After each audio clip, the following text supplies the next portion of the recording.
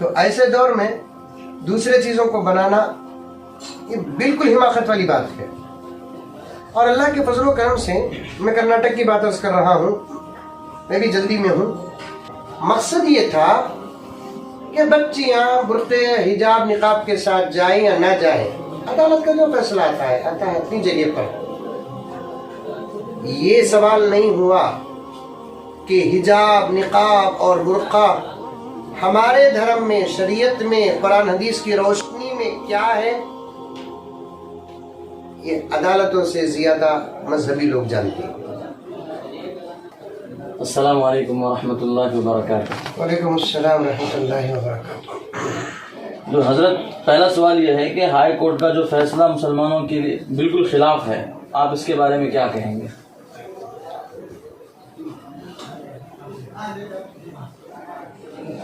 آپ نے ارشاد فرمایا کہ ہائی کورٹ کا فیصلہ مسلمانوں کے خلاف ہے. یہ تو دوسرا درجہ ہے. دراصل ایک عورت کی فطرت کے خلاف ہے. ایک عورت کا تقاضا اس کا پردہ ہے, ایک عورت کی ضرورت اس کا پردہ ہے. ہم ادب اور احترام کرتے ہیں, کورٹ ہو کہ سپریم کورٹ ہو کہ سٹی کورٹ ہو کہ لوئر کورٹ, لیکن فیصلے بہت احتیاط کے ساتھ دینا چاہیے. فیصلہ اسے کہتے ہیں جس کے سامنے سر جھکا دیں. جس فیصلے کی مخالفت ہو اس سے عدالتوں کا مقام اور مرتبہ مجروح ہوتا ہے. آج جو فیصلہ آیا وہ انتہا درجے پر مایوس کن فیصلہ ہے. ہم عدالت سے گزارش کرتے ہیں کہ اپنے فیصلے پر نظر ثانی کریں. فیصلے جو ہوتے ہیں اسے بار بار پڑھے بھی جا سکتے ہیں. ہو سکتا ہے کہ ایک انسان ہے, بھگوان نہیں, اس سے بھول چوک ہوئی بھی ہوتی ہے. اس لیے فیصلوں پر غور و فکر کریں اور پوری تحقیق کریں, اس کے بعد فیصلہ سنائیں.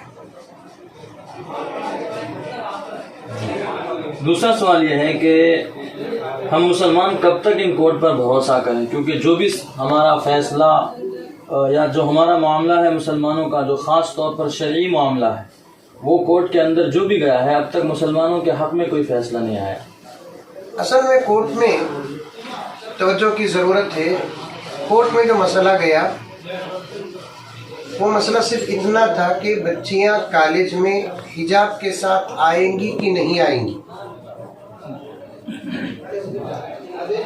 کورٹ سے رجوع ہونے کا یہی مقصد تھا.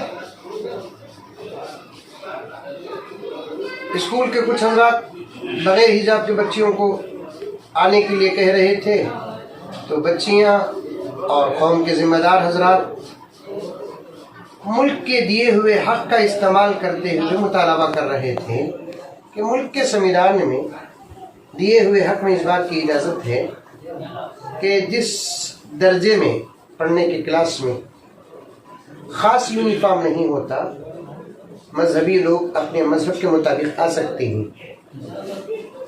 اب آنے نہ آنے یہ تھا مسئلہ. مسئلہ دھرم میں کیا ہے یہ نہیں تھا. ہم کیوں کورٹ سے پوچھیں کہ پردے کا حکم شریعت میں کیا ہے؟ ہم یہ سوال نہیں کیے. عدالت کا دروازہ جو ہمارے وکلا کھٹکھٹائے ہیں, مقصد یہ تھا کہ بچیاں برقعے حجاب نقاب کے ساتھ جائیں یا نہ جائیں, عدالت کا جو فیصلہ آتا ہے اپنی جگہ پر. یہ سوال نہیں ہوا کہ حجاب نقاب اور برقع ہمارے دھرم میں, شریعت میں, قرآن حدیث کی روشنی میں کیا ہے. یہ عدالتوں سے زیادہ مذہبی لوگ جانتے ہیں. مذہب والے ہی جانیں گے. 1450 سال سے لے کر, بلکہ انسانی فطرت سے لے کر, ایک عورت حجاب کے دائرے میں رہتی ہے, اگر اس سے حجاب ہٹا تو وہ ایک شرارت رہی ہے، اصل اس کی زندگی حجاب ہے۔ 1450 سال سے نماز، روزہ، زکوٰۃ اور حج کی طرح متفق مسئلہ ہے یہ۔ اور یہ دوسرا جو جملہ عدالت کی طرف سے آیا کہ پردہ، حجاب یا نقاب جو بھی الفاظ آئے ہوں وہ مذہب کی ضروریات یا لوازمات میں سے نہیں ہے، یہ تو انتہا درجے پر افسوس کن لفظ اور جملہ رہا ہے۔ جی، آخری سوال ہم یہ کرنا چاہتے ہیں کہ اب چونکہ کورٹ کا فیصلہ آ چکا ہے اور ہمارے یہاں بہت سارے مسلمان جو پیرنٹس ہیں وہ بار بار سوال کر رہے ہیں کہ ہمارے بچے اسکول جانا کہ نہیں جانا، اور جانا تو کس طرح جانا۔ دیکھیے، اس کے متعلق میں یہ عرض کروں کہ اس مسئلے میں آج ہی تو فیصلہ آیا ہے۔ ہمارے اکابر حضرات علماء، ذمہ داران، سرپرست،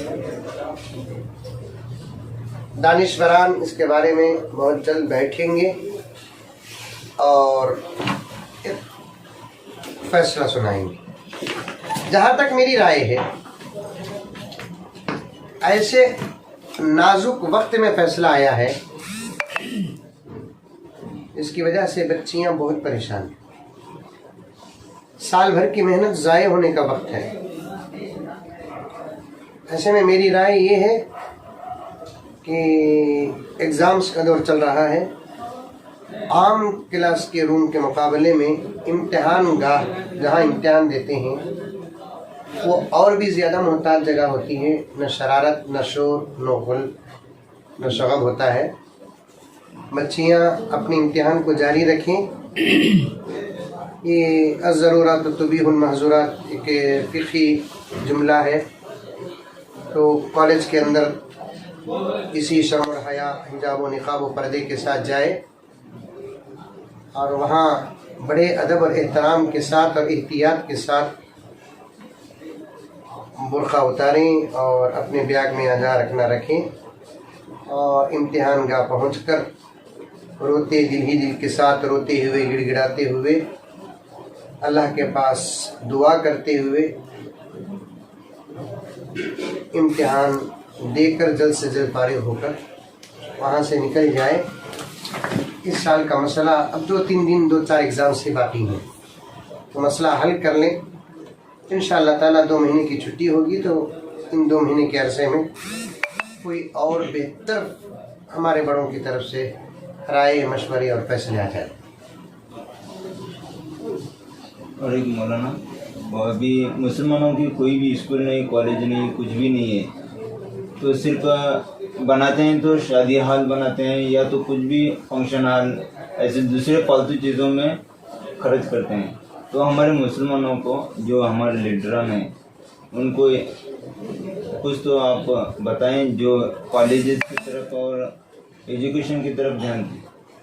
دیکھیے، لیڈران کی جہاں تک بات ہے وہ اپنے پارٹی کے سربراہان کے تحت دبے ہوئے ہیں۔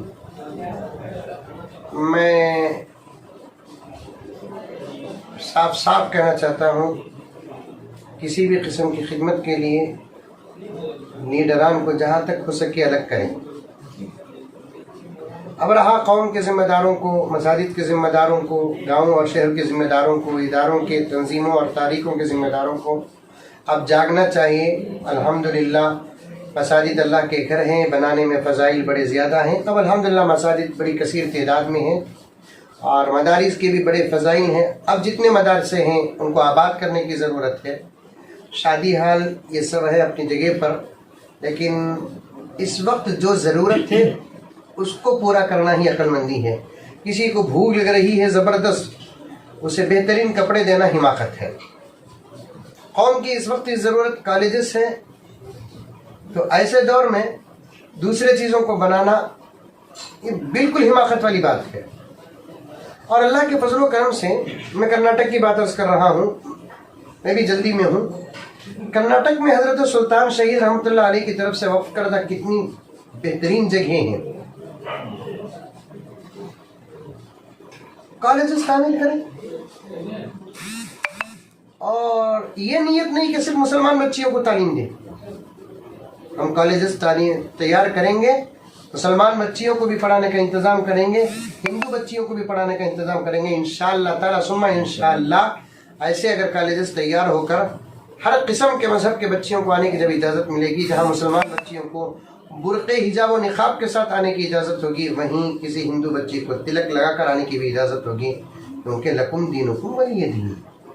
ضرورت ہے اس وقت, بہت اچھا سوال کیا آپ نے, اس وقت جہاں تک ہو سکے کانوینٹس, پرائمریز, اسکولز, کالجز, اس کی تعمیر پر ذمہ داران زیادہ سے زیادہ توجہ دیں, قوم بھی ساتھ دے, انشاءاللہ تعالی بہت بڑا فائدہ ہوگا.